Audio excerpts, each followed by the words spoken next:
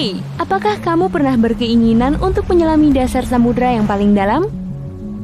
Baiklah, kamu berkesempatan melakukannya hari ini. Seberapa lama kamu sanggup menahan napas? Hanya sebentar, jangan khawatir. Masuklah ke kapal selam milikku dan bergabunglah dalam ekspedisi menuju tempat yang paling dalam di dunia. Siap? Mari menyelam. Sekarang kita berada di bawah permukaan laut. Kamu bisa melihat kehidupan di sini. Terdapat berbagai jenis ikan dan hewan laut lainnya. Dan, hai, beberapa orang yang sedang berenang melambai ke arah kita. Sayang sekali, kita tidak bisa berlama-lama di sini. Dadah! Pada kedalaman 20 meter, dunia baru mulai terlihat. Terumbu karang di perairan dangkal nan cantik berada tidak jauh dari bibir pantai. Dan hai, kita bertemu orang lagi di sini. Mereka adalah para penyelam. Tekanan air membuat para penyelam harus menggunakan perlengkapan khusus. Pada kedalaman 40 meter, kita harus berpamitan pada para penyelam yang sedang menikmati keindahan bawah laut. Ini adalah kedalaman maksimum yang diperbolehkan bagi mereka. Hati-hati teman-teman, kedalaman 60 meter. Dan ini dia paus orca pertama. Paus-paus ini hidup di perairan yang relatif dangkal. Habitat paus jenis orca ini dapat ditemui hampir di semua laut dan samudra di dunia. Hei, tahukah kamu, pada rantai makanan di ekosistem laut, paus orca adalah predator pada tingkatan teratas? Itu berarti mamalia laut ini tidak punya predator alami, sehingga tidak ada yang dapat memangsanya. Pada kedalaman 70 meter, kita dapat menemukan hiu paus. Spesies ikan terbesar dengan berat mencapai 60 ton, dan jenis hiu ini memiliki umur yang cukup panjang. Menurutku begitu, tapi siapa sangka hiu paus dapat hidup hingga 130 tahun. Coba lihat keluar, jika kamu menemukan seorang penyelam, berarti dia benar-benar profesional. Karena pada kedalaman 100 meter, mereka harus sangat berhati-hati agar tidak mengalami dekompresi. Ini bisa terjadi jika kamu berenang ke permukaan terlalu cepat. Dan jika kamu beruntung, kamu juga akan mendapati gurita Pasifik raksasa. Mereka hidup di perairan dingin dari kedalaman 100 meter hingga 2000 meter. Dan sekarang kita baru saja memasuki bagian gelap samudra. Pada kedalaman 150 meter, hanya 1% cahaya dari permukaan yang dapat mencapai kedalaman ini. Sisanya telah diserap oleh air laut. Semakin dalam, maka akan semakin gelap. Hei, lihat! Pada kedalaman 200 meter, terdapat ikan or raksasa mengelilingi kapal selam yang kita tumpangi. Ini yang sering orang lihat sebagai penampakan ular laut. Ikan ini memang seperti ular. Terkadang ikan or berenang ke permukaan. Ini membuat para pelaut dan perenang ketakutan. Tidak heran, panjangnya dapat mencapai 11 meter. Cukup untuk membuatku gemetar ketakutan. Baiklah, sekarang kita berada di kedalaman 300 meter. Dan, tunggu, makhluk apa itu? Besar, ceking, dan bergerak aneh di luar sana? Oh, aku tahu, itu kepiting laba-laba Jepang. Kamu pasti bingung, kenapa disebut laba-laba? Begini, coba lihat kaki-kakinya. Kamu pasti langsung mengangguk setuju. Omong-omong, mereka hampir tidak memiliki anggota tubuh apapun, selain sejumlah kaki. Tubuh kepiting jenis ini biasanya hanya berukuran 0,5 meter. Kita menyelam semakin dalam sekarang. Dan pada kedalaman 500 meter, kamu akan melihat paus biru terakhir yang kita temui. Tidak, ini bukan satu-satunya paus biru. Maksudku, ini adalah kedalaman maksimum yang dapat mereka lalui. Paus-paus ini tidak harus menyelam sedalam itu untuk mencari makanan yang biasanya berada di perairan dangkal. Namun mereka masih bisa menyelam hingga kedalaman tersebut. Mungkin hanya untuk menunjukkan betapa hebatnya mereka. Lagi pula, paus biru adalah makhluk terbesar yang pernah hidup di bumi, baik di laut maupun di darat. Shh, kamu dengar itu? Suara tersebut berasal dari paus sirip yang sedang berkomunikasi dengan paus sirip lain yang berjarak beberapa mil. Mereka bisa melakukan hal ini berkat SOFAR atau Deep Sea Channel. Paus sirip mulai berkomunikasi pada kedalaman 600 meter, terkadang di kedalaman berbeda. Pada lapisan air ini, kecepatan suara berada pada titik terendah, sehingga gelombang suara dapat merambat hingga bermil-mil sebelum menghilang.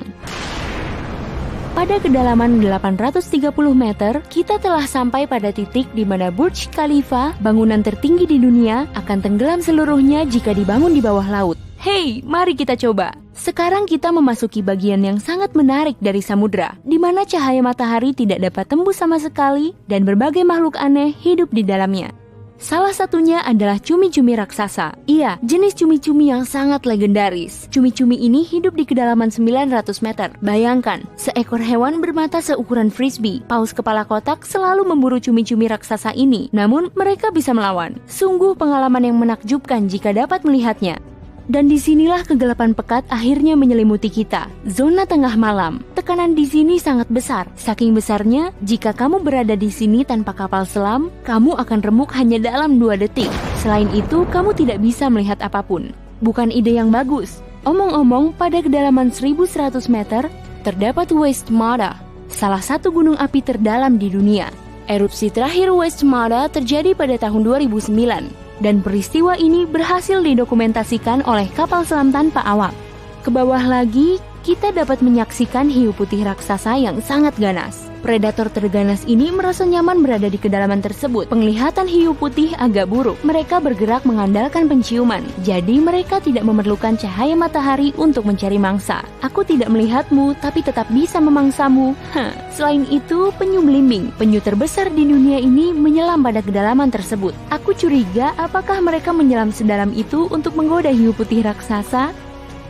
Lihat jaring-jaring raksasa itu berarti kita sekarang berada di kedalaman 1500 meter di mana metode menjaring semuanya digunakan. Jaring-jaring tersebut akan diseret sepanjang dasar laut dan menangkap apapun yang bisa ditangkap.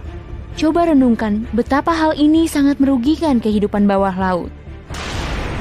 Pada kedalaman 1830 meter, jika kita sedang berada di Grand Canyon, ini adalah titik terendahnya. Bayangkan seluruh ceruknya terisi penuh dengan air. Dengan begitu, kamu akan mendapat gambaran yang sempurna. Sekarang, jika kita sangat berhati-hati, kita bisa menyaksikan ikan naga hitam di kedalaman 2000 meter. Makhluk menyeramkan yang hidup di bagian samudera yang dalam dan gelap. Dan percayalah, lebih baik pergi dari sini. Ikan itu terlihat seperti sesuatu di film horor, dan kuharap dia tidak pernah melintas di depanku. Pada kedalaman 2250 meter, kita akan berpisah dengan paus kepala kotak. Ini adalah kedalaman maksimum yang mampu mereka lalui. Dan sejujurnya, hiu-hiu itu tidak punya urusan di tempat ini. Mungkin mereka berburu ikan naga hitam, tentu saja. Atau jangan-jangan mereka malah diburu?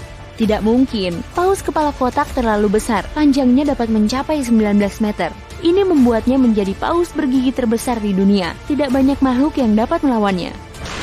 Syukurlah kapal selam kita memiliki lampu sorot yang kuat. Tanpa lampu sorot ini, kita tidak akan bisa menikmati kecantikan terumbu karang laut dalam yang menakjubkan yang terletak di kedalaman 3000 meter. Terumbu karang ini dapat ditemui di seluruh samudera. Sayangnya, terumbu karang yang cantik ini tidak dapat dilihat tanpa peralatan selam khusus laut dalam. Baiklah, jauh lebih dalam lagi, 3.700 meter di bawah permukaan laut, kita mencapai kedalaman rata-rata samudera di dunia. Mulai sekarang, ekspedisi ke kedalaman yang sesungguhnya dimulai. Dasar laut secara umum telah kita lalui. Sekarang waktunya mempelajari zona abisal. Aku tidak akan mengatakan jangan takut, karena makhluk-makhluk laut dalam yang paling mengerikan hidup di sini, di bawah zona tengah malam. Bukan cuma itu, tekanan di batas teratas zona abisal, yaitu 4000 meter, terasa seperti seluruh resimen gajah menginjakmu. Kamu bahkan tidak akan sempat merasakannya. Pada kedalaman 4500 meter, monster paling mengerikan di dalam mimpi burukmu muncul. Misalnya ikan sungut yang siap menghantui siapapun. Giginya yang panjang dan bengkok dengan antena di kepalanya yang dapat menarik perhatian mangsa sudah cukup membuat orang yang paling berani sekalipun merasa takut. Atau mungkin yang lebih menyeramkan, makhluk yang disebut ikan berperut monster. Ikan ini seperti monster belut dan memiliki perut yang sangat elastis. Ikan berperut monster dapat menelan mangsa yang berukuran 2 kali lebih besar darinya. Bagaimana denganmu? Kalau aku lebih baik mematikan lampu dan tidak melihat apapun di kedalaman samudera ini. Apa? Kamu ingin melihat semuanya? Baiklah jika kamu memaksa.